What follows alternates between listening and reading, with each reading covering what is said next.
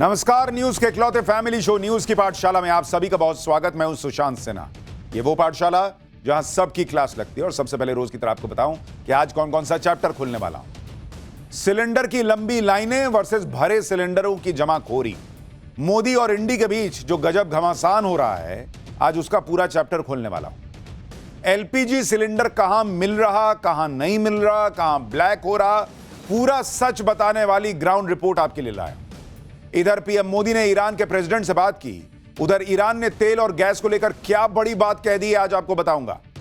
Share market 2 साल पीछे चला गया, महंगाई बढ़ने लगी है, ईरान वॉर का भारत में क्या असर दिखने लगा है, आज इसका चैप्टर भी खोलूंगा। हताश ट्रंप तो गाली देने पर आ गए बॉस। उधर जुमे के दिन ईरान में सड़क पर ऐसा क्या हुआ कि अमेरिका के होश उड़ गए। ट्रंप का वो नया ऐलान जो बता रहा ईरान के साथ युद्ध और कितना चलने वाला है। अमेरिकी प्लेन डाउन, वॉरशिप पर हमला, ईरान हर दिन अमेरिका का भूत कैसे बना रहा है। खाड़ी देश में धमाकों के बीच पाकिस्तान में ड्रोन फटने लगे हैं, मुनीर के लिए कौन सा बड़ा संकट आ गया। पाकिस्तान में लॉकडाउन और धमाकों के बीच शहबाज और मुनीर ने नई भीख किससे मांग ली, आज इसका चैप्टर भी खोलूंगा। और आखिर में हमारा स्पेशल सेगमेंट, सोचा है कभी कि अगर सरकार नोट छापती है तो भाई खूब छाप ले और सबको अमीर क्यों नहीं बना देती। सोचे हैं कभी, आज इसके बारे में भी बताऊंगा। लेकिन पहले दिन भर की बड़ी खबरों का रिवीजन, उसके बाद पहला चैप्टर।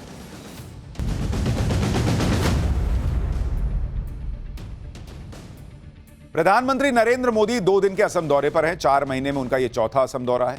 आज पीएम मोदी ने असम के लिए 20,000 करोड़ की विकास योजनाओं की सौगात दी। पीएम मोदी ने पीएम किसान सम्मान निधि की 22वीं किश्त भी जारी की।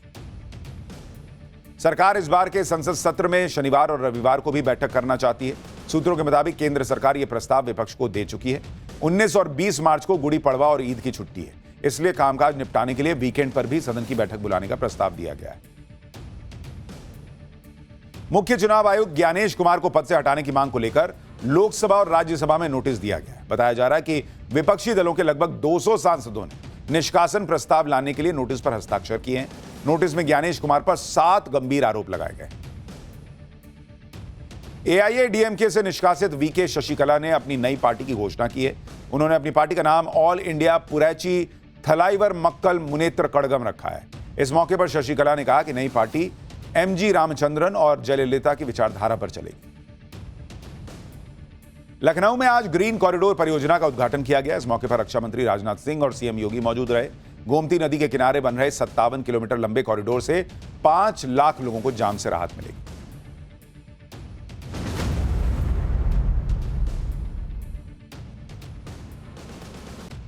तो ये हो गया दिन भर का रिवीजन। अब पाठशाला की पहली क्लास, सिलेंडर की लंबी लाइनें वर्सेस भरे सिलेंडरों की जमाखोरी, मोदी और इंडी के बीच गजब घमासान क्यों हो गया, एलपीजी सिलेंडर कहां मिल रहा, कहां नहीं, कहां ब्लैक हो रहा, ग्राउंड रिपोर्ट क्या बता रही।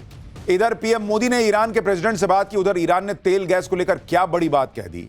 शेयर मार्केट 2 साल पीछे चला गया, महंगाई बढ़ने लगी है, ईरान वॉर का भारत में क्या असर दिखने लगा है, सबसे पहले इसका चैप्टर। डोनाल्ड ट्रंप ने ईरान युद्ध करके जो रायता फैलाया है बॉस, वो उसे खुद तो समेट नहीं पा रहे, उल्टे पूरी दुनिया को उस रायते में उन्होंने ऐसे रपटा दिया है कि दुनिया बाप बाप कर रही।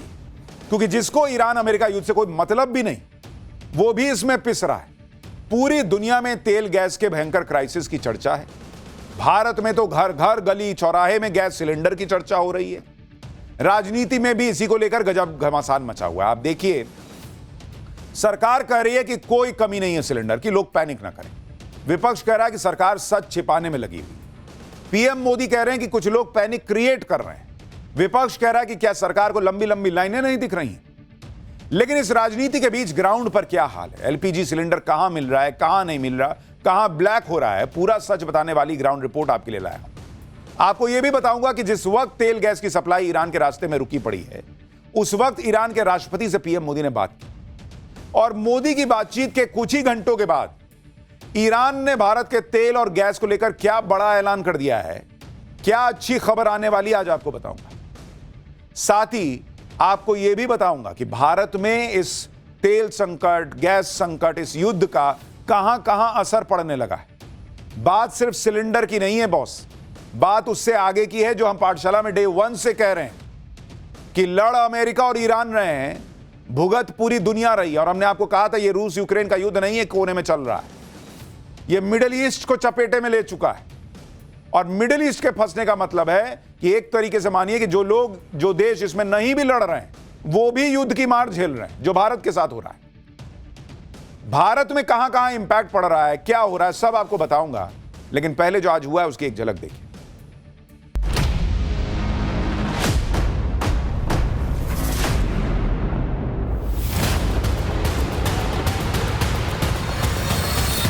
आपने ही पहले सिलेंडर पे शिफ्ट किया सबको, अब सिलेंडर नहीं मिलेगा तो आदमी कहाँ जाएगा, किस पे खाना बनाएगा, कैसे खाना खाएगा। 8 बजे से खड़े हैं जी हम, बहुत परेशानी है। ऑनलाइन बुक ही नहीं ले रहे हैं, हम बंद कर दिया इन्होंने ऑनलाइन बुक। आके बैठे बड़े भाई, 7 बजे से आके बैठे हैं, कोई खुल ही नहीं रहा अभी।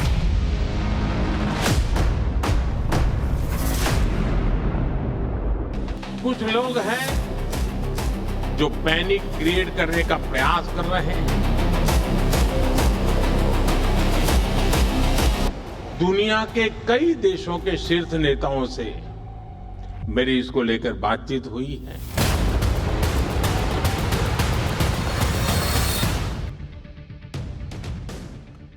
देखिए, तेल और गैस को लेकर क्या हंगामा आज भी मचा, यह आपको डिटेल में बताऊंगा।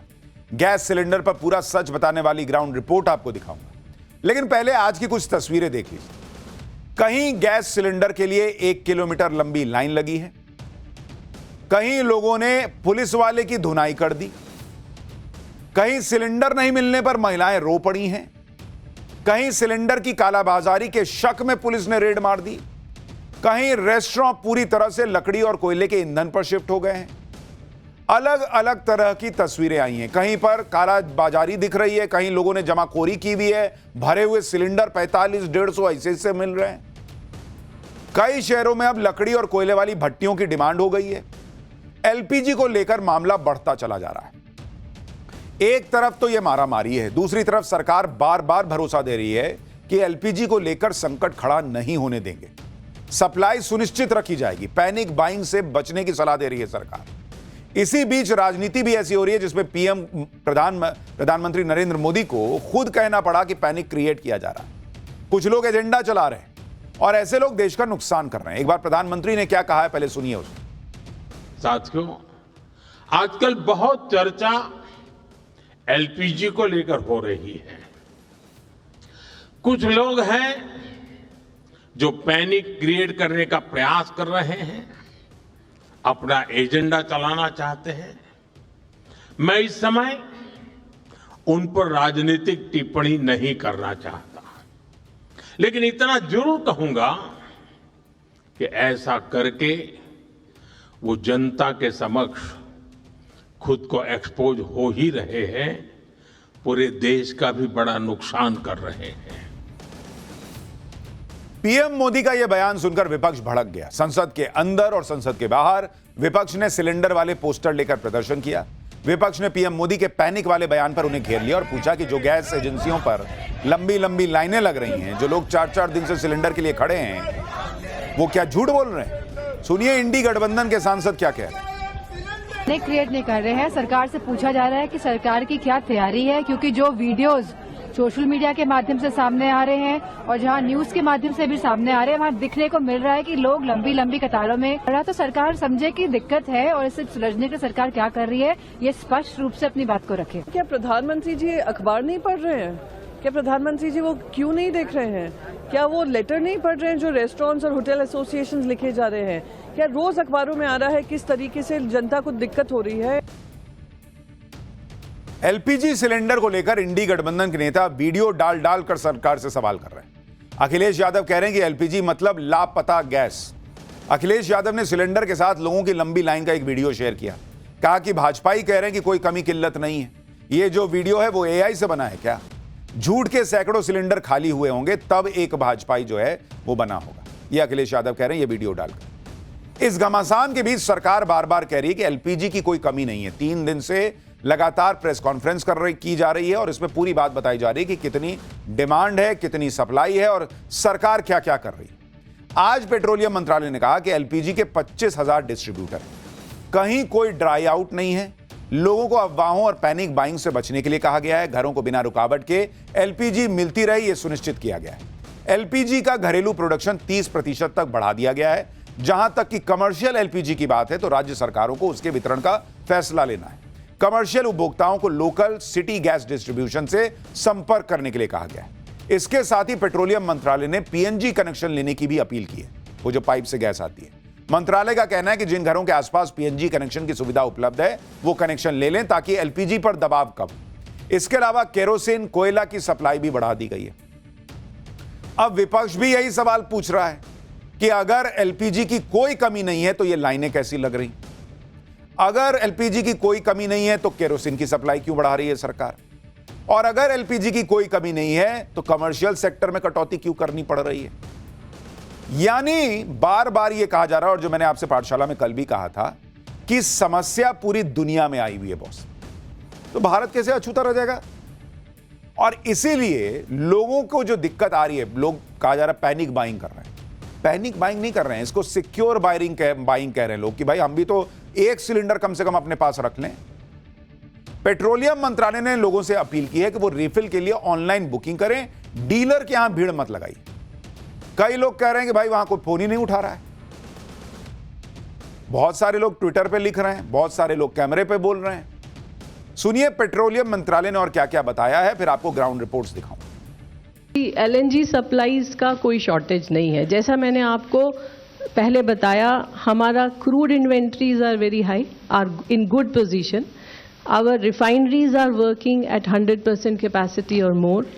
हमारी रिफाइनरीज की inventories are fine, so is the LPG. So LPG की शॉर्टेज नहीं है। Now if you are talking about the LPG, the bottom line is that, I mean, the more important point is whether we are able to supply LPG to the domestic consumers or not, and the answer is yes.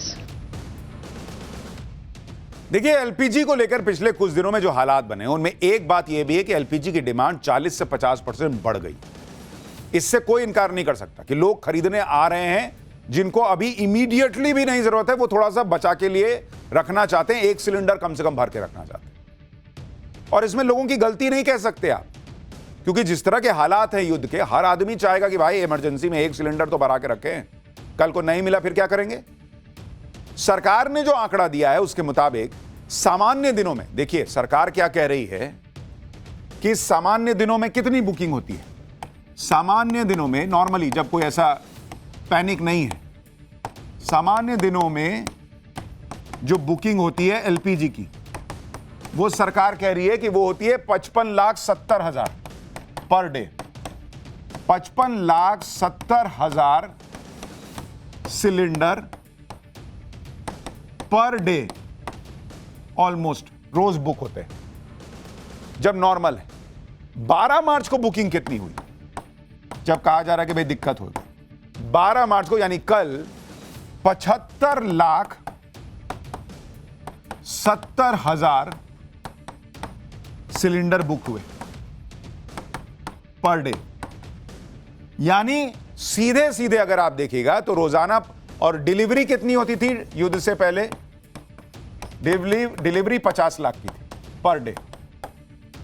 सरकार कह रही है कि आज भी हम 50 lakh per day deliver कर पा रहे हैं, लेकिन चूंकि 75 लाख की बुकिंग हो गई तो ये जो 25 लाख एक्स्ट्रा हो गया, 25 लाख प्लस एक्स्ट्रा हो गया। सरकार कह रही है हम 50 लाख तो दे रहे हैं रोज की तरह, लेकिन ये 25 लाख एक्स्ट्रा आया है तो ये कहीं कहीं नहीं मिल पा रहा, इसलिए लाइन दिख रही है। सरकार का दावा है कि सामान्य दिनों में जितनी सिलेंडर की बुकिंग होती थी, अब बुकिंग उससे ज्यादा बढ़ गई। 9 मार्च के बाद इसमें लगातार जंप आया, और इसी को लेकर सरकार का दावा है कि ये पैनिक पैटर्न है। सरकार का कहना है कि लगभग 50 लाख सिलेंडर हम पहले भी डिस्ट्रीब्यूट करते थे, आज भी कर रहे हैं। लेकिन विपक्ष इस थ्योरी को सीधे सीधे खारिज कर रहा है। सुनिए कांग्रेस और आरजेडी के सांसद क्या कह रहे हैं। सिलेंडर लोगों को नहीं मिल रहे हैं, गैस एजेंसियों के पे टेलीफोन करते हैं, लोग टेलीफोन नहीं उठा रहे हैं, वहाँ पे बुकिंग हो नहीं रही है, डिलीवरी हो नहीं रही है, और इसलिए ये लोग इस सरकार को कटघरे में खड़ा करेंगे। आज भी मैं कहूँगा प्रधानमंत्री जी थोड़ा वेश बदलिए। Denial is not a good instrument. सबको साथ लीजिए और स्वीकार करिए कि दिक्कत है, परेशानी है। देखिए एक चीज तो है, डिमांड बढ़ गई है, ये तो कोई इनकार नहीं कर सकता। संकट दुनिया में है, इससे कोई इनकार नहीं कर सकता। लेकिन जैसा सरकार कह रही है कि भाई हम तो देने के लिए तैयार हैं, जितना एक दिन में देते थे उतना ऑलरेडी दे रहे हैं, डिमांड बढ़ी है उसको भी मैच कर लेंगे, कमी नहीं है। लेकिन डिमांड अगर मैच नहीं भी हो पा रही तो जो लोगों की शिकायत है कि कई बार उनको बुकिंग में दिक्कत आ रही है, कई बार कोई फोन ही नहीं उठा रहा है, और ये सब जगह नहीं हो रहा है, लेकिन जहां जहां हो रहा है उसको भी मैनेज सरकार को करना होगा, वरना यही पैनिक फैलता रहेगा। इंडी गठबंधन पीएम मोदी पर सवाल उठा रहा है कि एलपीजी सिलेंडर को लेकर संकट साफ साफ है, लेकिन सरकार मान नहीं रही है। दूसरी तरफ सरकार कह रही है कि संकट नहीं है, पैनिक है। आज लगातार दूसरे दिन भी पीएम मोदी ने यही कहा कि पैनिक कांग्रेस का किया धरा है। आज वो असम के दौरे पे थे। गुवाहाटी में एक कार्यक्रम के दौरान उन्होंने कहा कि युद्ध के संकट के बीच कांग्रेस अफवाहें फैलाने में लगी। कांग्रेस ने एक बार फिर साबित कर दिया है वो किसी भी स्थिति में देश के प्रति ईमानदार नहीं है। आज युद्ध से बने संकटों के बीच भी कांग्रेस सिर्फ अफवाहें फैलाने और अपप्रचार करने में जुटी है। और मैं जरा कांग्रेस के साथियों से कहना चाहता हूं, एक काम करिए, लाल किले पर से 15 अगस्त को पंडित नेहरू जी ने जो भाषण दिए हैं, जरा भाषण सुनिए, आप सुनकर के हैरान हो जाओगे। लाल किले से 15 अगस्त को एक बार कह रहे हैं पंडित जी कि उत्तर कोरिया और दक्षिण कोरिया में लड़ाई चल रही है, इसलिए भारत में महंगाई बढ़ रही है। अब उत्तर कोरिया दक्षिण कोरिया कहां है, और आज कांग्रेस के लोग देश को गुमराह करने में लगे हैं। देखिए कांग्रेस क्या कर रही है ये तो कांग्रेस जाने, लेकिन सड़क पर लाइनें दिख रही हैं, लोग बातें कर रहे हैं, लोग हमसे भी कह रहे हैं कि सर यहां नहीं मिल रहा, वहां नहीं मिल रहा। कोई कह रहा है सर आपके पास अगर इलेक्ट्रिक वाला है चूल्हा तो दे दीजिए, हमको नहीं मिला। लोगों को दिक्कतें हैं, और अगर सब ये जितने लोग दिख रहे हैं ये सब कांग्रेस के लोग हैं, कांग्रेस के कहने पर बाहर आ गए हैं, कांग्रेस पर इतना विश्वास करने लगे हैं, तो भाई कांग्रेस का इतना जनाधार होता तो कांग्रेस 100 सीट भी नहीं ला पा रही होती। इसलिए मैंने कहा, कल भी कहा था कि सरकार जो कह रही है और विपक्ष जो कह रहा है, सच्चाई उसके बीच में कहीं। एकदम बम मामला भी नहीं है कि कोई दिक्कतें नहीं है, और एकदम खत्म मामला भी नहीं है। लोगों को दिक्कत आ रही है, ये लाइनें बता रही है। एक तरफ तो एलपीजी के मामले में धुआंधार पॉलिटिक्स हो रही है, दूसरी तरफ आप ये भी देखें कि एलपीजी की जो सप्लाई ईरान के रास्ते में रुकी है, उसके लिए प्रधानमंत्री नरेंद्र मोदी खुद लगे हुए भी हैं कि कैसे ये रास्ता खुले। कल ही प्रधानमंत्री मोदी की ईरान के राष्ट्रपति मसूद पेजेश्कियन से फोन पर बात हुई, और इस बातचीत में पीएम मोदी ने युद्ध के भड़कने और लोगों की जान जाने पर चिंता जताई। पीएम मोदी ने बताया कि भारतीयों की सुरक्षा और एनर्जी जरूरतें हमारी प्राथमिकता है। इसके साथ ही पीएम मोदी ने शांति स्थिरता पर जोर दिया। पीएम मोदी ने ईरान के राष्ट्रपति के साथ बातचीत में डायलॉग और डिप्लोमेसी पर जोर दिया। आधिकारिक जानकारी के मुताबिक ईरान के राष्ट्रपति ने पीएम मोदी को मौजूदा हालात की जानकारी दी। दोनों नेताओं ने संपर्क में रहने पर सहमति जताई। यानी पीएम मोदी ने ऐसे वक्त में ईरान से बात की है जब ईरान ने 2 दिन पहले ही भारत आ रहे थाईलैंड के एक शिप को धमाके से उड़ा दिया था। अभी भी ईरान के स्ट्रेट ऑफ हॉर्मुज में तेल गैस से लदे भारत के फ्लैग लगे 28 जहाज फंसे हुए, और इन जहाजों पर 700 से ज्यादा भारतीय फंसे हुए। तो ऐसा नहीं है कि पीएम मोदी नहीं लगे हैं, वो भी लगाए हुए हैं पूरा जोर कि कैसे जो है वो मामला सलटे। इसके अलावा गल्फ रीजन में 23,000 भारतीय ऐसे हैं जो शिपिंग इंडस्ट्री से जुड़े हैं, उनकी सुरक्षा भी भारत की प्राथमिकता है। इधर पीएम मोदी ने ईरान के राष्ट्रपति से बात की। कल रात को विदेश मंत्री एस जयशंकर ने भी ईरान के विदेश मंत्री सैयद अब्बास अरागची से फोन पर बात की। युद्ध शुरू होने के बाद दोनों विदेश मंत्रियों के बीच यह चौथी बातचीत थी। इससे पहले 10 मार्च को भी दोनों विदेश मंत्रियों के बीच बातचीत हुई थी। विदेश मंत्री एस जयशंकर ने बताया कि ईरान में ब्रिक्स के मुद्दे पर बात हुई। ईरान के विदेश मंत्री की तरफ से अमेरिका और इजरायल के भीषण हमलों के बारे में जानकारी दी गई। इस डिप्लोमेसी और पीएम मोदी की बातचीत का असर भी दिखने लगा है। 24 घंटे के अंदर भारत में ईरान के राजदूत ने बहुत बड़ा बयान दिया है बॉस। भारत में ईरान के राजदूत से जब यह सवाल हुआ कि क्या भारत के जहाजों को ईरान से सेफ पैसेज मिलेगा, तो ईरान के राजदूत ने कहा है कि आप 2 से 3 घंटे में इसका असर देख सकते हैं। ईरान के राजदूत ने दावा किया कि युद्ध के बाद भारत ने उसकी मदद की है। भारत हमारा दोस्त है, ईरान के राजदूत कह रहे हैं, और वो कह रहे हैं 2-3 घंटे में आपको असर दिखने लगेगा कि भारत के जहाजों को रास्ता मिलेगा या नहीं। सुनिए वो कितनी बड़ी बात कह रहे हैं।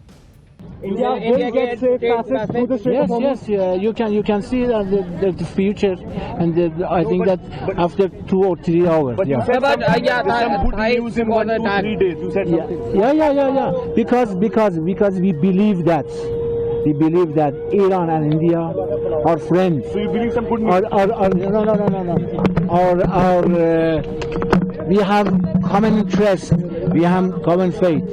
And I, as ambassador in India, Iran in India, I said to you that government of India in this situation after the war help us and in different fields. Thank you.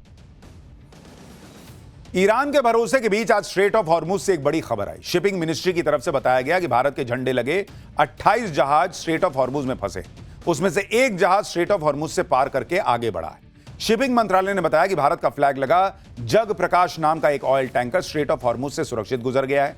इस जहाज में gasoline है। यह जहाज Oman से Africa की तरफ जा रहा है। शिपिंग मंत्रालय ने बताया कि भारत के फ्लैग लगे 28 जहाज फंसे हुए हैं। इसमें से 24 जहाज हॉर्मुज स्ट्रेट के वेस्ट में हैं, 4 ईस्ट में। जो ईस्ट में है उसमें से एक जहाज अब अफ्रीका के लिए रवाना हो गया है। यह जहाज ओमान के सोहार पोर्ट से निकला था और अब 21 मार्च को तंजानिया पहुंचेगा।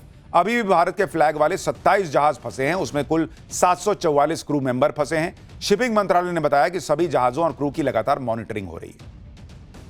एक तरफ तो यह प्रयास चल रहा है कि तेल गैस की जितनी सप्लाई बाहर से रुकी पड़ी है उसको शुरू कराया जाए ताकि यह संकट टले। इंपोर्ट में जितनी कमी हो रही है उससे कहीं ना कहीं यह पूरा किया जा सके और लोगों तक तेल गैस की पर्याप्त सप्लाई को सुनिश्चित किया जा सके लंबे समय तक। लेकिन कुछ लोग ऐसे भी हैं जो हमेशा ऐसे क्राइसिस में मौका ढूंढ लेते हैं मुनाफाखोरी का। जमाखोरी और कालाबाजारी करने वाले ऐसे ही मौके की तलाश में रहते हैं और इस वक्त वही हो रहा है। जमाखोरी और कालाबाजारी करने वाले एक्टिव हो गए और इन पर ताबड़तोड़ छापे पड़ रहे हैं। यूपी से छत्तीसगढ़ तक और बिहार से बंगाल तक जमाखोरों पर एक्शन हो रहा है। बिहार के अररिया में पुलिस ने 250 गैस सिलेंडर जब्त किया है। उसकी तस्वीरें चलाइए।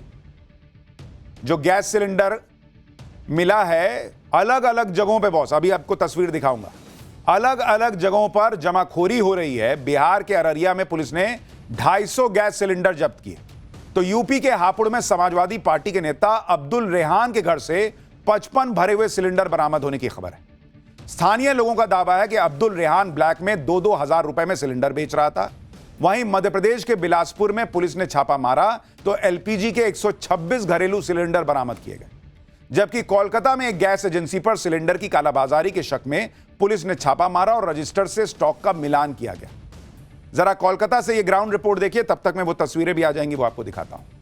कोलकाता के एक इंडियन गैस एजेंसी में मौजूद है और फिलहाल यहाँ पर कोलकाता पुलिस की एनफोर्समेंट ब्रांच के अफसर जो है रेड कर रहे हैं। हम आपको तस्वीरों के माध्यम से दिखाना चाहेंगे। इसी इंडियन जो एजेंसी का दफ्तर है वहां पर कोलकाता पुलिस के जो अधिकारी है यहाँ पहुंचे हैं और तमाम चीजें चेक की जा रही कि उनके इन्वेंट्री में कितने गैस सिलेंडर है, कितने दिनों का बैकलॉग है और कहीं ब्लैक मार्केटिंग तो नहीं हो रहा है। इसको देखने के लिए क्योंकि कल ही जो राज्य सरकार है उनके तरफ से एसओपी जारी किया गया है और ये इंस्ट्रक्शन दिए गए हैं हर जिले के डीएम और एसपी को कि कहीं भी कोई होर्डिंग ना हो या फिर काला बाजारी ना हो, ब्लैक मार्केटिंग ना हो और सिलेंडर को बेचा ना जाए।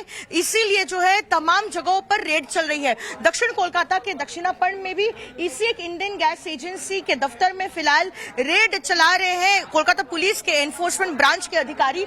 और बाहर का दृश्य देखिए, ये तमाम लोग जो है ये पता करने आए हैं कि आखिरकार कितने दिनों का बैकलॉग है और कितने दिनों में जो है मिलेगा।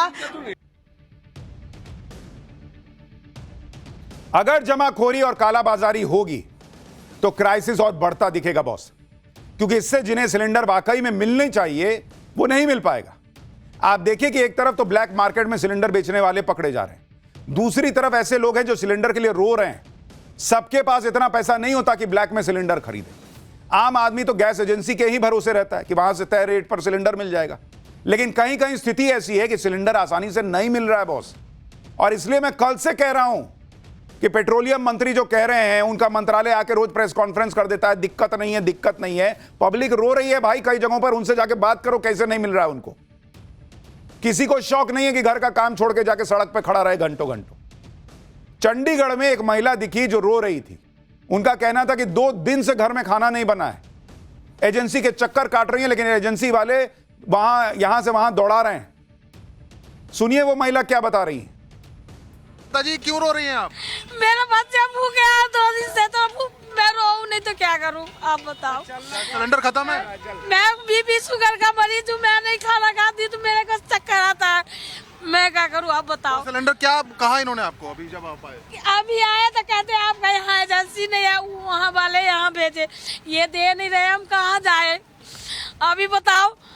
जो हम कह रहे हैं कि हमारे 12 सिलेंडर पूरा हो गया, कुछ तो सदूषण होगा, वहाँ 44 वाले कहे वहाँ एजेंसी पे जाओ आपको मिल जाएगा, यहाँ आए तो यहाँ दे नहीं रहे हैं, मेरे बच्चे भूखे हैं, हम क्या करें आप बताओ। कैसे खाना बन रहा है घर पर फिर? अभी आज मेरे घर में कुछ नहीं बना है। खाना ही नहीं बना? नहीं बना है, क्योंकि जो 180 रुपए में छोटे सिलेंडर भरा के लाते, आज वो भी नहीं मिला। आज कहीं भी गजेरी गए, जगतपुरा गए, कहीं नहीं भराया।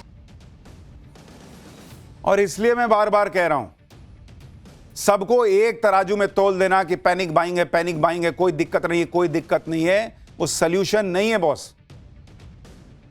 ऑलमोस्ट 9-10 करोड़ परिवार होंगे जिनके पास 2 सिलेंडर है, बाकी के जो हैं जिनके पास मान लीजिए एक सिलेंडर है, खत्म हो गया, क्या करेंगे वो महिला कह ना रही है कि मेरे पास कुछ नहीं है घर में बनाने के लिए, वो पैनिक बाइंग नहीं करेगी तो क्या करेगी। जिन लोगों को सिलेंडर नहीं मिल रहा, जो लोग लाइनों में लगे हैं, वो भन्ना रहे हैं, उनका पारा ऐसा चढ़ रहा है कि महाराष्ट्र के धुले में तो पब्लिक ने एक पुलिस वाले को पीट दिया बॉस। आरोप है कि यह पुलिस वाला अपनी वर्दी की धौंस दिखाकर गैस एजेंसी में घुस गया और जबरन सिलेंडर ले जाने लगा, जिसके बाद लोगों ने उसकी क्या हालत की, आप देखिए कैसी स्थिति बन गई।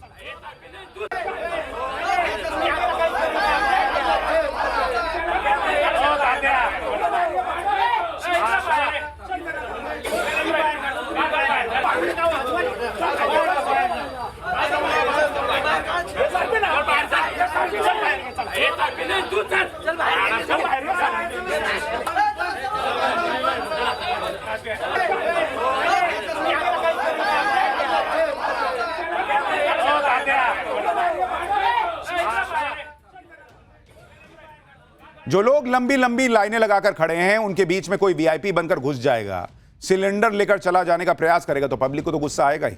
लखनऊ के अलीगंज में सिलेंडर की इतनी मारामारी हुई कि लोगों की रात सिलेंडर वाली लाइन में बीत रही है। लोग रात के 12 बजे से आकर एजेंसी के सामने लाइन लगा रहे हैं। ये आपको तस्वीर दिखा रहा हूं लखनऊ की। आज तो यहां 1 किलोमीटर लंबी लाइन लगी हुई थी। कई लोगों ने बताया कि वो पिछले 4 दिनों से सिलेंडर के लिए लाइन में लग रहे हैं, लेकिन सिलेंडर मिल नहीं रहा है। तो जो लोग कह रहे हैं कि बस बुक कीजिए मिल जाएगा, ये कौन से लोग हैं मुझे ये बताइए। इनको मजा आ रहा है कि चलते हैं वहां सिलेंडर रख के उसी पे बैठ के मोबाइल देखेंगे। इनकी तकलीफ भी समझिए बॉस। बार बार कह रहा हूं कि ऐसा नहीं है कि सब कुछ बहुत बढ़िया है, और ऐसा भी नहीं है सब कुछ खत्म हो गया, लेकिन यही सच है बीच का। सुनिए लोग खुद क्या बता रहे हैं।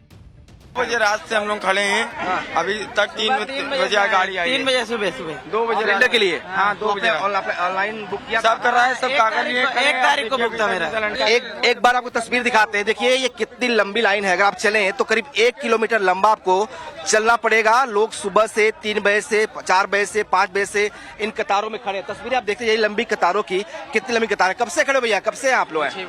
6 बजे से। सुबह 6 बजे से जी। कुछ लोग 3 बजे बता रहे हैं, आप 12 बजे रात से बैठे हैं हम लोग सिलेंडर के लिए। और क्या नहीं पूछिए, आगे वाले पूछिए। 12 बजे रात से बैठे सर, 12 बजे रात से बैठे हैं। किसी को 4 दिन से लौट के जा रहे, किसी को कुछ नहीं मिला। पहली बार आए हो, इससे पहले भी लाइन लगे? पहली बार इतनी मोटी लाइन लगे। कब से आप खड़े हो? 6 बजे से। 6 बजे से। ये देखिए कतारें आपको दिखाते हैं, कितनी लंबी कतारें लगी हैं। भाई साहब कुछ पूछ लेना। बताइए कब से आप लोग खड़े हो लाइन में? जी हम 4 दिन से लगातार खड़े हैं। पर्ची कटी हुई है, डेट देख लीजिए कितने तारीख को है, कितने तारीख को हम लोगों ने ली है। जी हाँ, एक किताब जो हमारी है वो भी देख लीजिए। और 4 दिन से लगातार मैं दौड़ रहा हूँ। इतनी लंबी लंबी लाइन लगने के पीछे सिर्फ एलपीजी सप्लाई की एक दिक्कत नहीं है, बल्कि एक बड़ी समस्या बुकिंग को लेकर भी लोग झेल रहे हैं। कई जगहों पर कई तेल कंपनियों की गैस बुकिंग करने वाली व्यवस्था फेल हो गई कह रहे हैं लोग। ना ऐप से बुकिंग हो रही है, ना फोन से। मजबूरी में लोगों को एजेंसी पर जाकर गैस बुक करानी पड़ रही, इसलिए एजेंसियों पर भीड़ का रेला संभाले नहीं संभल रहा। तो जो लोग कह रहे हैं कि आप वहां जाइए ही मत, अरे भाई वो कह रहे हैं कि कोई फोन नहीं उठा रहा, ऐप से हो नहीं रहा, तो क्या करें, घर पे सोए रहें कि जब कभी ऐप चलेगा तब हम देखेंगे कि बुक होगा कि नहीं। सुनिए दिल्ली में करोल बाग के लोग खुद क्या बता रहे हैं। सर ये बताइए कितने बजे से आप लोग यहाँ खड़े हैं? 8 बजे से खड़े हैं जी हम। बहुत परेशानी है, हमारी टांगों में दम नहीं है, क्या करें। ऑनलाइन होते थे ना वो बंद कर दिए उन्होंने। हम तो घर बैठे ऑनलाइन करते, हम तो हम आते कि यहाँ पे फिर ऑनलाइन खोल दे तो घर सब कितनी भीड़ ना हो। यानी ऑनलाइन बुक नहीं हो पा रहा है? बुक हो रहा ऑनलाइन बुक नहीं कर रहे हैं। अगर बुक हो तो कोई इतनी भीड़ ना हो। ऑनलाइन बुक नहीं हो रहा, कॉल का सिस्टम भी खत्म कर दिया बिल्कुल ही, बहुत ज्यादा, बहुत दिक्कत आ रही है उसमें। कितने बजे से आप लोग खड़े हैं? 8:30 बजे से। पहले ऑनलाइन बुक होता था, इस बार ऑनलाइन नहीं हो रहा है बुक, नहीं, कुछ बोल ही नहीं रहे उसमें, कुछ नहीं बोल रहे उसमें। अगर ऑनलाइन बुक होता तो आप लोग इतना संघर्ष करने की जरूरत नहीं पड़ती। अगर ऑनलाइन बुक नहीं होता तो आने नहीं पड़ता। हमें जरूरत क्या चीज की थी? ऑनलाइन बुक ही नहीं ले रहे हैं, बंद कर दिया इन्होंने ऑनलाइन बुक। सुबह से आके बैठे हैं? सुबह से आके बैठे बड़े भाई, 7 बजे से आके बैठे हैं, कोई खुल ही नहीं रहा अभी तक। बहुत परेशानी हो रही है। 3 दिन हो गए, 3 दिन वापसी जा रहे हैं, कल भी वापसी चले गए। अरे माल नहीं है, माल आएगा बाद में आना। 3 दिन हो गए भाई। आप लोग 3 दिन से आ रहे हैं? जी साहब 3 दिन से आ रहे हैं और वापस डेली ऐसे चले जा रहे हैं? वापसी ऐसे आ रहे हैं, कह रहे गाड़ी नहीं आई है, अभी माल ही नहीं है। गाजियाबाद के साहिबाबाद इलाके में तो लोगों का सब्र जवाब दे गया। गैस एजेंसी के बाहर सुबह 4 बजे से लाइन लगाकर खड़े लोग दरवाजे को धक्का मारकर अंदर चले गए। लोगों का आरोप था कि ऑनलाइन बुकिंग नहीं हो रही है। जब लोग हमारे कैमरे पर एजेंसी की पोल खोल रहे थे तब एजेंसी के अधिकारी चिढ़ गए, कहने लगे कि हमारी वजह से लोग परेशान हो रहे हैं। लेकिन पब्लिक ने चिल्लाकर कह दिया कि वो हमारी वजह से नहीं, एजेंसी की कारस्तानी से परेशान हो रहे हैं। इसके बाद एजेंसी के अधिकारी की बोलती बंद हो गई। सुनिए जरा। KYC कराने आए, क्या करने आए? ये मेरा कागज मैंने जनवरी में लिया, मैं अपना बुकिंग भी कराने आया, KYC भी दोनों कराए और बुकिंग भी नहीं हो रही। ये भी तो गलती है, बुकिंग लाई नहीं रहे कि करना क्या है, कुछ पता भी नहीं रहे, बस इधर उधर हवा में घूम रहे हैं। तो हमें अपना काम करने दे दीजिए। आप कीजिए, हम तो चाहते हैं आप काम करें, इन लोगों की लाइन खत्म हो जाए। जो यहाँ भाई मतलब में जमघट लगा रखा है, नहीं हमने नहीं लगा रखा, हम चाहते हैं ये आपकी वजह से जमघट। भाई एक मिनट, आप हमारी वजह से लगे हुए हैं या इनकी वजह से लगे हुए हैं? सबका काम सबने बता दिया किसकी वजह से काम मैं कर रहा था ना। नहीं, आपका सर्वर क्यों नहीं चल रहा? वो चीज तो कंपनी क्या बताऊं आपको, दिखाया ना मैंने। कितनी देर से एक व्यक्ति पे कितना टाइम लग रहा है? एक व्यक्ति पे कितना टाइम लग रहा है? क्यों एक व्यक्ति पे कितना टाइम लग रहा है? पिछले आधे घंटे से ये सर्वर चल ही नहीं रहा है। अब परेशान ये लोग हो रहे हैं जो बेचारे बाहर लाइन में लगे हुए हैं। उनका तो मिलना चाहिए ना। उनका नहीं मिल रहा, जिनकी बुकिंग है। कई जगहों से ऐसी तस्वीरें आज भी आई कि गैस एजेंसियों पर बेहिसाब भीड़ लगी। जम्मू का हाल देखिए, गैस एजेंसी के दफ्तर में पैर रखने की जगह नहीं है। यहां भी वही समस्या, ऑनलाइन बुकिंग नहीं हो रही, इसलिए लोगों को भागकर एजेंसी तक जाना पड़ रहा है। लोगों की इस परेशानी के बीच कुछ लोग ऐसे हैं जो सिलेंडर की जमाखोरी, कालाबाजारी कर रहे हैं। बिहार के अररिया में पुलिस ने 250 गैस सिलेंडर जब्त किए। यूपी के हापुड़ में एक घर से 55 भरे हुए सिलेंडर बरामद होने का आरोप है कि यह सपा नेता का घर था जहां से सिलेंडर मिले। तो अखिलेश यादव अपने नेता को भी समझाएं। वहीं एमपी के बिलासपुर में पुलिस ने छापा मारा तो एलपीजी के 126 सिलेंडर बरामद हो गए। चल क्या रहा है बॉस? यहां लोगों को खाने के लिए दिक्कत आ सकती है और आप जमाखोरी कर रहे हो। और इसलिए मैंने कहा ना, जो नरेंद्र मोदी कह रहे हैं वो भी गलत नहीं कर रहे हैं कि कुछ लोग पैनिक फैला रहे हैं, उसमें कुछ पॉलिटिकल एजेंडा भी हो सकता है। कुछ लोग जानबूझ के मुनाफा कमाने के लिए कर रहे हैं। लेकिन बॉस, ये रोकना होगा। युद्ध की वजह से सिलेंडर को लेकर हाहाकार मचा है, मार्केट में भी गजब पैनिक है बॉस। आप देखिए, जब से युद्ध शुरू हुआ है 2 हफ्ते हो गए, इन 2 हफ्तों में शेयर मार्केट से उतना पैसा उड़ गया जितना पिछले 2 साल में निवेशकों ने कमाया था। पिछली बार सेंसेक्स 75,000 के नीचे अप्रैल 2024 में गया था। आज भी 75,000 के नीचे है बॉस। आप देखिए कि सिर्फ बात एलपीजी सिलेंडर की नहीं है, यह युद्ध बहुत संकट वाला है। सेंसेक्स जो शेयर मार्केट है उसकी स्थिति आप देखिए। अप्रैल 2024 में सेंसेक्स कितने पर था? वो सेंसेक्स था 74,248 पॉइंट पर। आज सेंसेक्स कितना पर है? आज सेंसेक्स गिरते गिरते पहुंच गया 74,564 पॉइंट पर। आप देख रहे हैं, 2 साल पहले जहां सेंसेक्स था आज सेंसेक्स वहां पहुंच गया। और इसलिए मैं बार बार कह रहा हूं कि ये जो संकट है, अगर ये लंबा चला, महंगाई बढ़ने के पूरे आसार होंगे। सेंसेक्स गिर रहा है, लोगों का पैसा डूब रहा है, तमाम तरह की परेशानियां आएंगी। और इसलिए अपील भी कर रहा हूं आप लोगों से कि ये वही संकट है, एक तरह का ऐसा संकट है जिसमें देश को एकजुटता दिखानी होगी। कहीं कोई जमाखोरी हो रही है, बताइए, मीडिया को बताइए चाहे पुलिस को बताइए, जो लोग जमाखोरी कर रहे हैं, भाई हाथ जोड़ रहा हूं, मत करो ऐसे समय में, देश की बात है। और सरकार भी पब्लिक की तकलीफ समझे और विपक्ष भी सिर्फ पब्लिक को परेशानी हो रही है ना बताए, कुछ मदद कर सकती है तो करे। पाठशाला में अब अगला चैप्टर। हताश ट्रंप तो गाली देने पर आ गए बॉस। उधर जुमे के दिन ईरान में सड़क पर क्या हुआ कि अमेरिका के होश उड़ गए। ट्रंप का वो नया ऐलान जो बता रहा कि ईरान के साथ युद्ध और कितना चलने वाला है। अमेरिकी प्लेन डाउन, वॉरशिप पर हमला, ईरान हर दिन अमेरिका का कैसे भूत बना दे रहा है, अब इसका चैप्टर। ईरान युद्ध ट्रंप के गले की फांस बन गया है। ट्रंप एक तरह से अपने ही बयानों के जाल में फंस गए हैं। ईरान ने जो रेजिस्टेंस दिखाया है उससे ट्रंप और नेतन्याहू की हालत खराब हो गई। ट्रंप का पूरा प्लान खराब हो गया है। ट्रंप कभी कहते हैं कि हम तो युद्ध जीत गए, कभी कहते हैं ईरान पर हमला जारी रहेगा, कभी कहते हैं बम गिराने में मजा आता है, नेवी की शिप डुबाने में फन है, कभी नाचने लगते हैं, कभी कहते हैं ईरान की लीडरशिप खत्म कर दी है। इसके बाद भी ईरान डटकर खड़ा है। अमेरिका और इजराइल को बराबर जवाब दे रहा है। इससे ट्रंप अलबला गए।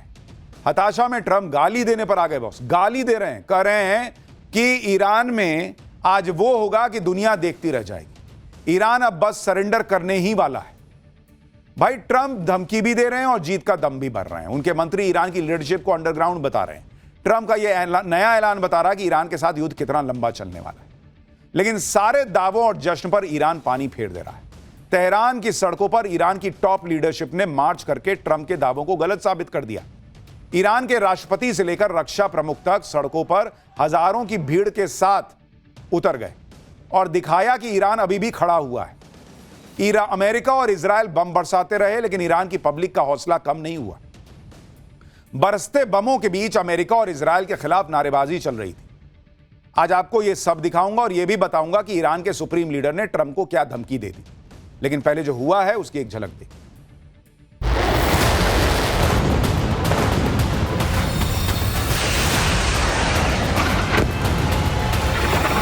A nation of terror and hate, and they're paying a big price right now.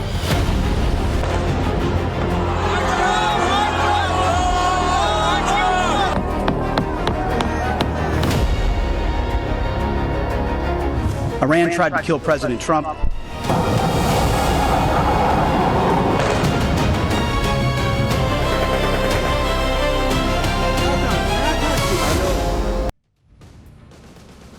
Iran युद्ध अब ट्रंप के हाथ से निकल चुका है, क्योंकि आप देखिए कि ट्रंप कैसे बहकी बहकी बातें कर रहे हैं। कल ही वो जीत का दावा कर रहे थे। आज ट्रंप ने कह दिया कि ईरान की नेवी नहीं बची, एयरफोर्स साफ हो गई है, मिसाइल, ड्रोन और सब कुछ तबाह कर दिया है। ईरान की लीडरशिप को धरती से मिटा दिया है। ट्रंप ने गाली देते हुए कहा कि देखना आज ईरान के साथ क्या होता है। वो गाली तो आपको नहीं दिखा सकते, लेकिन उन्होंने जो शब्द गाली के तौर पर इस्तेमाल होता है वो अपने पोस्ट में लिख दिया। ट्रंप किस तरह से परेशान है वो आप इस बात से भी समझिए कि ईरान को नई धमकी देते हुए ट्रंप ने यहां तक कह दिया कि ये लोग पिछले 47 साल से दुनिया भर में निर्दोष लोगों को मार रहे हैं। अमेरिका का 47वां राष्ट्रपति होने के नाते अब मैं उनको मार रहा हूं। ऐसा करना कितना बड़ा सम्मान है। आप सोचिए, लोगों को मारना इनको सम्मान लग रहा है कि मैं बहुत अच्छा कर रहा हूं मारकर। ये वही ट्रंप हैं जो कुछ दिन पहले कह रहे थे कि ईरान के नेवी शिप डुबोने में फन है। एक वीडियो में नाच रहे थे कल। आज कह रहे हैं कि ईरान के लोगों को मारना सम्मान की बात है। लेकिन ट्रंप अपनी ही बातों में फंसते जा रहे हैं। एक तरफ कह रहे हैं सब कुछ खत्म कर दिया, दूसरी तरफ कह रहे हैं अभी और बड़ा हमला करूंगा। भाई सब कुछ खत्म ही कर दिया तो बड़ा हमला किस बात का कर रहे हैं? हमला करने की जरूरत क्या है? ट्रंप ने तो आज एक और नया दावा कर दिया कि ईरान सरेंडर करने वाला है। G7 के नेताओं को ट्रंप ने बताया कि ईरान सरेंडर बस करने ही वाला है, लेकिन वहां की लीडरशिप ही खत्म हो चुकी, इसलिए कोई सरेंडर की घोषणा नहीं कर पा रहा है। वाह बॉस, क्या लॉजिक है। कह रहे हैं कि वहां कोई लीडरशिप नहीं बची, इसलिए कोई सरेंडर नहीं कर पा रहा। तो जब लीडरशिप बची नहीं तो मार किसको रहे? भारत वहां के विदेश मंत्री से बात कर रहा है, पीएम मोदी वहां के राष्ट्रपति से बात कर रहे हैं, और इनके हिसाब से वहां कोई सरेंडर करने वाला नहीं बचा है। सोचिए कैसी बेतुकी बातें कर रहे हैं, और इनके समर्थक कैसे होंगे जो उसको मान भी ले रहे हैं। इससे ज्यादा क्या बेतुकी बात हो सकती है कि ईरान सरेंडर कर चुका है, लेकिन कोई सरेंडर करने के लिए बोलने वाला नहीं है कि हां हमने सरेंडर कर दिया। उधर आज ट्रंप के रक्षा मंत्री ने कहा कि ईरान की लीडरशिप अंडरग्राउंड हो चुकी। ट्रंप कह रहे हैं हमने मार दिया, रक्षा मंत्री कह रहा है कि अंडरग्राउंड है। पहले आपस में बैठ के तय करो यार कि मार दिए हो कि अंडरग्राउंड है। रक्षा मंत्री कह रहे हैं कि डर के सामने वो हमारे सामने नहीं आ रहे, चूहों की तरह छुप गए। सुनिए आप। Iran's leadership is in no better shape. Desperate and hiding, they've gone underground, cowering. That's what rats do. We know the new so-called not-so-supreme leader is wounded and likely disfigured. He put out a statement yesterday, a weak one, actually, but there was no voice and there was no video. It was a written statement. अगर Iran में सारी leadership खत्म हो गई, बाकी बचे लोग चूहे की तरह छुप गए, तो फिर आज ईरान की सड़कों पर जो दिखा वो क्या था? ईरान की जिस लीडरशिप को अमेरिका कह रहा है कि वो हताश हो चुके हैं, डरपोक हैं, सामने नहीं आ रहे, चूहे की तरह छिपे हैं, वो लीडरशिप आज तेहरान की सड़कों पर बेधड़क घूमती दिख रही है। ये तस्वीरें आप देखिए, ईरान के राष्ट्रपति मसूद पेजेश्कियन तेहरान की सड़कों पर खुलेआम घूमते दिख रहे हैं। ना ही कोई डर, ना ही हमले का खौफ। ये देखिए आप तस्वीरें, खुलेआम वो सड़क पर घूम रहे हैं। इतना ही नहीं, ईरान के रक्षा प्रमुख अली लारिजानी भी आज तेहरान में पब्लिक के साथ दिखाई दिए। अली लारिजानी भी बेखौफ रेवोल्यूशन स्क्वायर में मार्च करते हुए दिखे। ये तस्वीरें देखिए बहुत। इसके अलावा IRGC के कई कमांडर और ईरान के सुप्रीम लीडर के सलाहकार भी इस मार्च में दिखाई दिए। यानी ईरान की पूरी टॉप लीडरशिप सड़क पे थी। अमेरिका दुनिया को नैरेटिव बेच रहा है, ट्रम्प कह रहे हैं मार दिया, रक्षा मंत्री कह रहे हैं ये तो बंकर में छुपे हैं चूहे की तरह, वो वहां सड़क पर खुला नजर आ रहे हैं। ईरान ने एक AI वीडियो भी रिलीज किया जिसमें दिखाया गया कि तमाम हमलों के बाद भी कैसे ईरान टूटा नहीं और पलटवार कर रहा है। देखिए जरा ये वीडियो।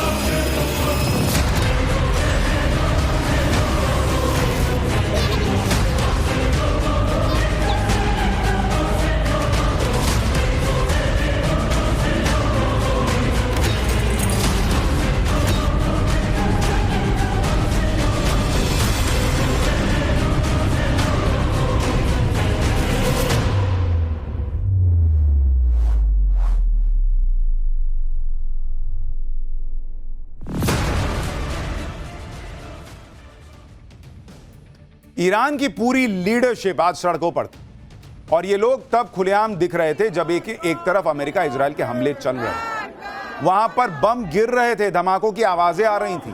आप देखिए पीछे धुआं निकल रहा है, इधर पब्लिक जा रही है, उधर हमले चल रहे हैं, लेकिन ना नेता ना पब्लिक कोई वहां से भागा नहीं कि देखो देखो हमला हो गया। ये तस्वीरें तेहरान के रेवोल्यूशन स्क्वायर की हैं जहां जुमे के दिन हजारों की भीड़ जमा हुई। इसी दौरान वहां जोरदार हमला हुआ, तेज धमाके के साथ धुएं का गुबार आसमान में फैल गया, लेकिन भीड़ को इससे कोई फर्क नहीं पड़ा। वो ट्रंप के खिलाफ नारेबाजी करने लगी, अमेरिका के खिलाफ नारेबाजी करने लगी। आप देखिए तस्वीरें एक बार।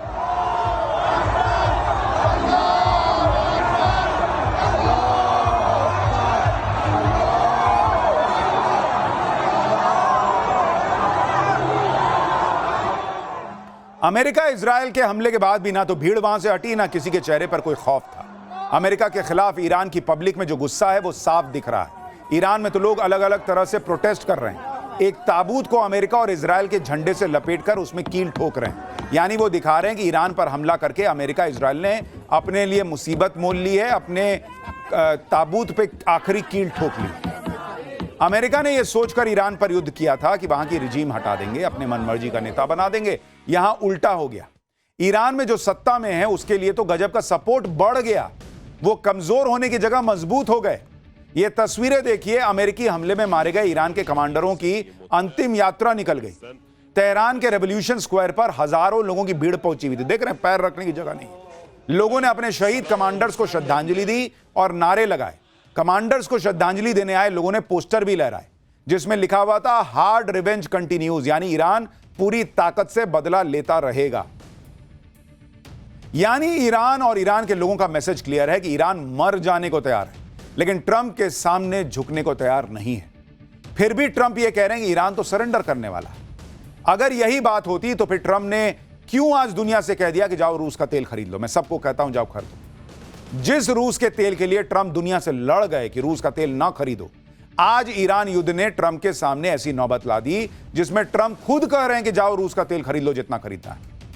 आप देखिए कि अमेरिका ने रूस से कच्चा तेल खरीदने में छूट दे दी है। यह छूट उन सभी देशों के लिए है जो रूस से कच्चा तेल खरीदना चाहते हैं। इसके तहत समुद्र में जो रशियन ऑयल जहाजों पर लदा है उसे खरीदा जा सकता है। रूस से तेल खरीद पर 11 अप्रैल तक छूट लागू रहेगी।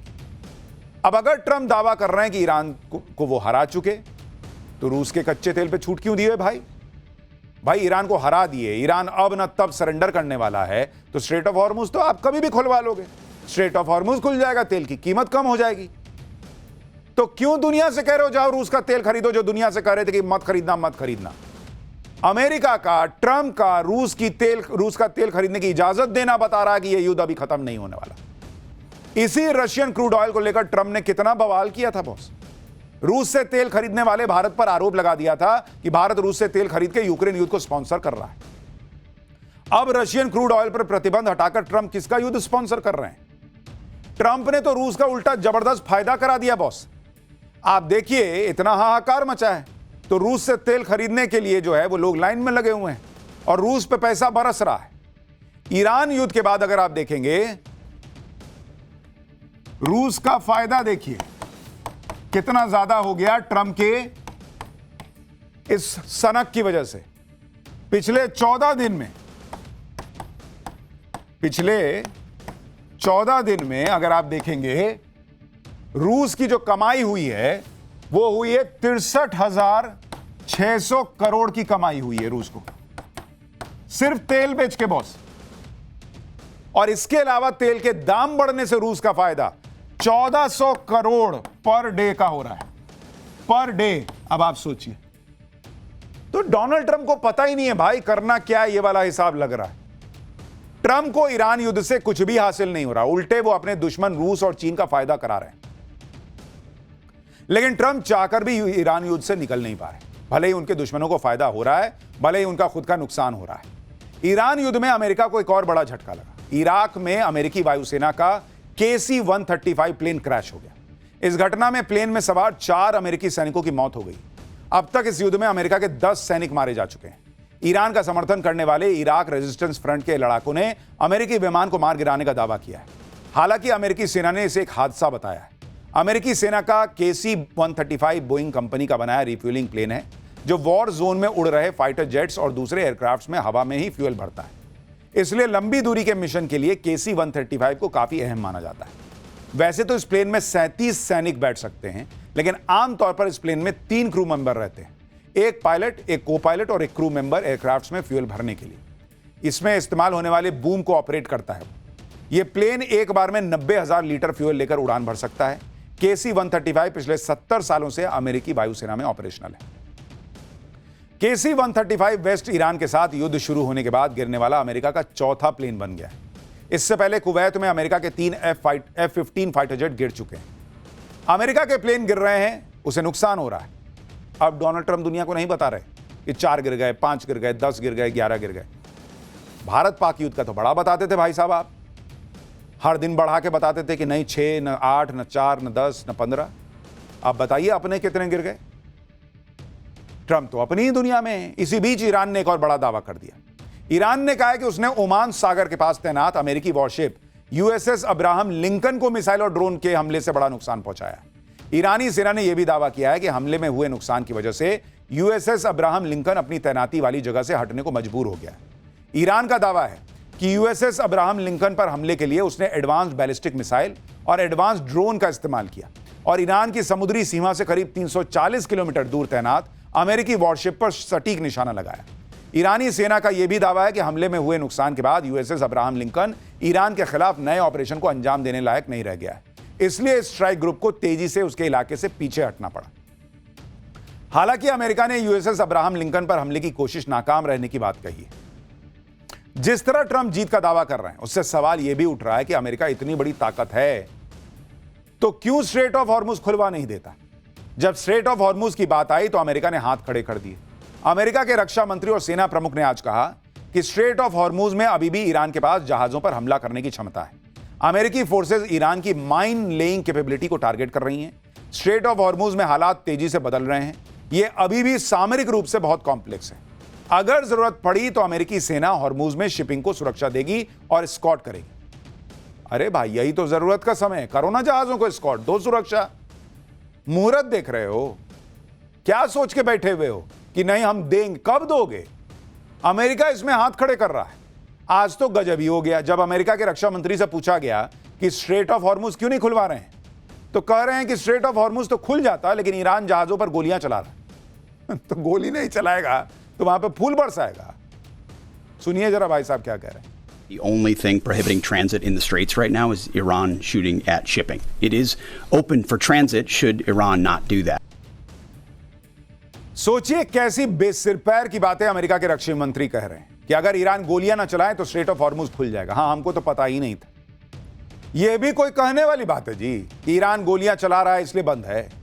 जब अमेरिका बार बार मिट्टी में मिला देने की धमकी दे रहा है तो ईरान से जो हो रहा है वो कर रहा है। इसके बाद भी ट्रंप कहते हैं कि ईरान को तबाह करने के लिए बहुत बड़ा हमला करेंगे। अभी भी अमेरिका ने कौन सी कसर छोड़ रखी है? पूरी ताकत तो आप लगाए हुए हो। अभी तक अमेरिका ने ईरान युद्ध में 20 से ज्यादा वेपन सिस्टम यूज किए हैं। भाई, थार्ड और हिमार्स जैसे मिसाइल सिस्टम का प्रयोग किया। MIM 104 पैट्रियट मिसाइल सिस्टम का इस्तेमाल इसमें हो चुका। ल्यूकस और MQ-9 रिपर जैसे ड्रोन का प्रयोग किया। F-22 रैप्टर और F-35 लाइटनिंग जेट्स इस्तेमाल कर लिए। B-2 स्टेल्थ बॉम्बर से ईरान पर बम बरसा दिए। B-1 बॉम्बर और F-15 से हमला कर दिया। E-3 सेंट्री जैसे उच्च तकनीक वाले वार्निंग और कंट्रोल सिस्टम यूज कर लिए। USS गेराल्ड आर फोर्ड और USS अब्राहम लिंकन जैसे युद्धपोत लगा दिए। तो भाई क्या कमी छोड़े हो? करते रहे हो सब यूज। बोलो ना कि इतने के बाद भी हम कर नहीं पा रहे। दुनिया में एक्सपोज हो रहे हैं कि हम बहुत तक शक्तिशाली, हम बहुत शक्तिशाली। खत्म, दुनिया देख ली कितना तुम शक्तिशाली। इससे ज्यादा अमेरिका क्या करेगा? एटम बम गिरा दोगे ईरान पर? भाई लास्ट में तो वही है। तो बोलो कि हमसे नहीं हो पा रहा है, हम एटम बम गिराएंगे, और तुम तो कर ही सकते हो। भाई, जो आदमी लोगों को मार के नाचता हो, जो आदमी कहता हो कि मार के मैंने बहुत अच्छा काम कर दिया, जो आदमी कहता हो कि भाई नेवी की शिप डुबा देने में फन है, वो कल को देखेगा कि मेरी बेइज्जती हो रही है, मेरा देश कुछ कर नहीं पा रहा, हम तो हार रहे हैं, एटम बम गिरा देगा। कोई भरोसा है इस आदमी का? ट्रंप ने युद्ध शुरू कर दिया, लेकिन निकलने का रास्ता ही उनको नहीं समझ में आ रहा है। कहा जा रहा है कि ईरान युद्ध आउट ऑफ कंट्रोल हो सकता है। अमेरिका के पूर्व विदेश मंत्री जॉन केरी सुनिए क्या कह रहे हैं। You say it's one of the worst crises in decades? I would. I think it is because it has the potential of getting even more out of control. I mean, I think if people have a feeling that आप ये भी देखिए कि युद्ध में रूस Iran की मदद कर रहा है, उधर चीन भी तैयार बैठा है। चीन अगर इस युद्ध में घुस गया तो ट्रंप की हालत खराब हो जाएगी। इसी वजह से यह कहा जा रहा है कि युद्ध आउट ऑफ कंट्रोल हो सकता है। आप देखिए कि आज ही चीन ने ईरान के स्कूल में अमेरिकी हमले की निंदा की और इस हमले में 160 से ज्यादा बच्चियां मारी गई थी। चीन ने कहा कि आम लोगों को निशाना बनाना गलत है, यह अंतर्राष्ट्रीय कानूनों का खुला उल्लंघन है। चीन ने मृतक बच्चियों के परिवारों की मदद के लिए $2 लाख देने का ऐलान किया है। यानी चीन अब खुलकर ईरान के समर्थन में आ गया है। अमेरिका फंसा हुआ है और इस सब के बीच सबसे ज्यादा हम भारतीय फंसे हुए हैं, क्योंकि हम दुनिया की सबसे तेजी से बढ़ती इकोनॉमी है बॉस, दुनिया की सबसे तेजी से बढ़ती इकोनॉमी। और इसलिए भाई पाकिस्तान जैसे भिखारी देश का क्या है, लेकिन हमारे लिए यह बात बहुत इंपॉर्टेंट है कि युद्ध जल्दी खत्म हो जाए। खैर, भिखारी पाकिस्तान की बात कर रहे हैं तो अगला चैप्टर देखिए। खाड़ी देश में धमाकों के बीच पाकिस्तान में ड्रोन फटने लगे हैं। मुनीर के लिए कौन सा संकट आ गया? पाकिस्तान में लॉकडाउन और धमाकों के बीच शहबाज मुनीर ने नई भीख किससे मांग ली? अब इसका चैप्टर।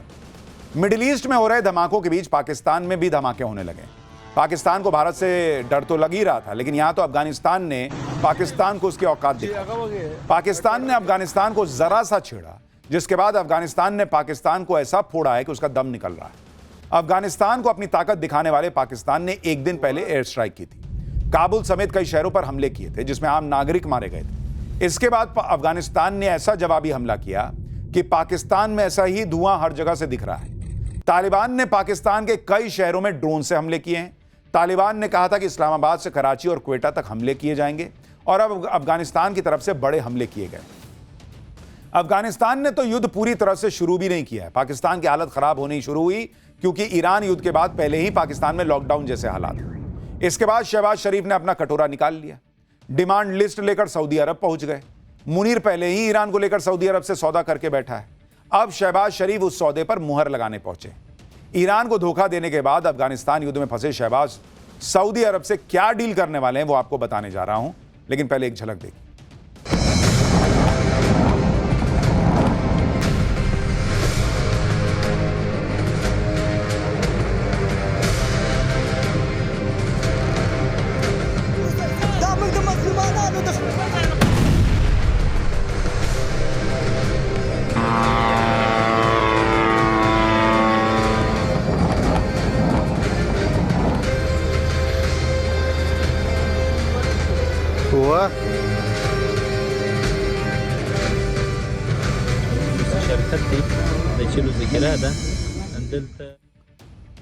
पाकिस्तान ने कुछ दिन पहले अफगानिस्तान को ओपन वॉर की धमकी तो दी, लेकिन धमाकेदार युद्ध की शुरुआत अफगानिस्तान ने कर दी।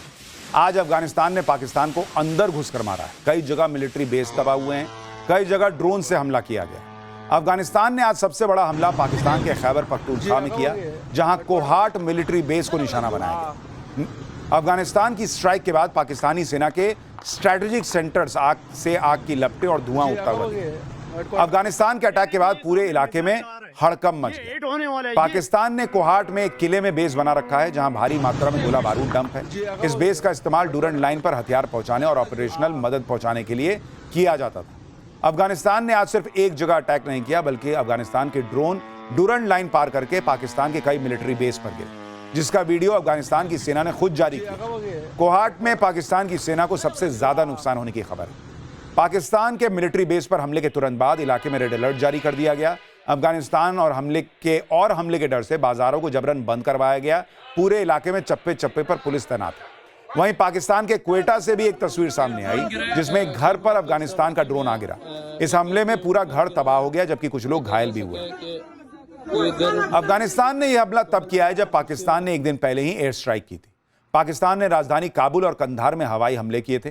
कंधार में पाकिस्तान ने अफगानिस्तान के एयरबेस को निशाना बनाया था। इस दौरान पाकिस्तान ने प्राइवेट एयरलाइन काम एयर के फ्यूल डिपो पर हमला किया था। इस फ्यूल डिपो से सिविलियन विमानों और यूएन के विमानों को भी फ्यूल सप्लाई जाती है। पाकिस्तान की एयर स्ट्राइक के बाद कई धमाके हुए, जिसमें फ्यूल डिपो पूरी तरह से तबाह हो गया। कंधार में हुए इस एयर स्ट्राइक में 2 लोग घायल हुए। इधर अफगानिस्तान ने पाकिस्तान के कई शहरों को धुआं कर रखा है। उधर पाकिस्तान ने कटोरे वाली मिसाइल दाग दी। ये मिसाइल जहां गिरती है उसमें ये भीख मांगने के लिए शहबाज शरीफ निकल आते हैं। जंग के बीच इस बार शहबाज शरीफ अपना कटोरा लेकर सऊदी अरब के दरबार में हाजिरी लगा रहे हैं, क्योंकि मुनीर को भी पता है कि बिना पैसे के ना जंग लड़ी जा सकती है और ना देश चलाया जा सकता है। इसके बाद कल जेद्दा में शहबाज शरीफ ने क्राउन प्रिंस मोहम्मद बिन सलमान से मुलाकात की और आज शहबाज शरीफ एक बार फिर असीम मुनीर को लेकर मोहम्मद बिन सलमान से मिलने पहुंच गए। पाकिस्तान ने ईरान को लेकर सऊदी अरब से क्या सौदेबाजी की है ये तो नहीं पता, लेकिन आप देखिए कि पाकिस्तान किस कदर गिरा हुआ देश है। इसका अंदाजा इसी बात से लगाइए कि शहबाज शरीफ भीख मांगने की पूरी लिस्ट लेकर सऊदी अरब पहुंचे।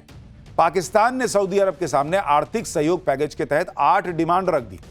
पाकिस्तान चाहता है कि Saudi Arab state bank of Pakistan में रखी $5 अरब की जमा राशि को शॉर्ट टर्म से बदलकर 10 साल की लॉन्ग टर्म सुविधा में बदल दे, ताकि विदेशी मुद्रा भंडार पर दबाव कम हो और महंगे विदेशी कर्ज से बचा जा सके। इसके अलावा तेल आपूर्ति की डिफर्ड पेमेंट सुविधा को $1.2 अरब से बढ़ाकर $5 अरब करने की मांग की है। तेल के लिए भुगतान की अवधि को 1 साल से बढ़ाकर 3 साल करने की मांग की है। पाकिस्तान ने अपने नए एग्जिम बैंक के लिए रियायती क्रेडिट लाइन की मांग की है। इंपोर्ट संबंधी लेन देन के लिए बैंक गारंटी की जरूरत को माफ करने की भी मांग की है। यानी दुनिया युद्ध में फंसी हुई है, इनका एजेंडा क्लियर है, जहां से भीख मिल जाए ले लो। शहबाज शरीफ सऊदी अरब से भीख मांगने तब पहुंचे हैं जब पाकिस्तान IMF से $7 अरब के फंड की बातचीत कर रहा है, मतलब वो एक अलग भीख है। उस बीच इधर से भी भीख लेने पहुंच गए। ये तो इस देश का हाल है। लेकिन पाकिस्तान के लोग भी सोचते होंगे कि सरकार खुद अपना नोट छाप ले। इसी से जुड़ा एक अगला सेगमेंट आपको दिखाता हूं, स्पेशल सेगमेंट सोचा है कभी ब्रेक के बाद, जिसमें आज का सवाल है कि अगर सरकार ही नोट छापती है तो खूब नोट छाप के सबको अमीर क्यों नहीं बना देती? सोचे कभी? इसका जवाब दूंगा इस छोटे से ब्रेक।